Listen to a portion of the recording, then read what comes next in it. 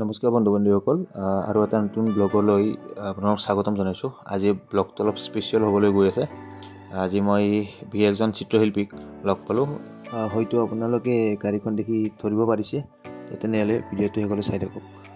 চ' মই এতিয়া গৈ আছোঁ সৰভোগৰ পৰা বৰপেটাত গৈ আছিলোঁ। বন্ধুও আছে লগত এজন, তেনেকৈ তামোল অলপ খাই মেলি বতৰটো আজি বৰষুণ দিছে অলপ, দেখিছেনে নদীৰ পানী কেনেকৈ উফন্দি আহিছে।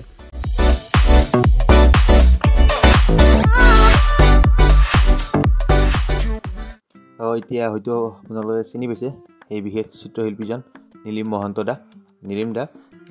তেখেতৰ লগত অলপ কথা পাতি আপোনাৰ তেখেতক মোৰ ইউটিউব চেনেলটোত দুই এষাৰ ক'বলৈ ক'লোঁ। তেখেতে ক'লে, শুনকচোন কি ক'লে। আজি আমি নীলিম দাক লগ পালোঁ। চ' বৰপেটা ৰোডত মই আহিছিলোঁ ইয়াত।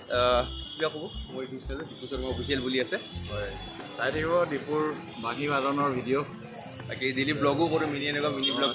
বঢ়িয়া চাই থাকিব। ত' লগ পাই ভাল লাগিল দাদা, লগ পাম একদম নিশ্চয়।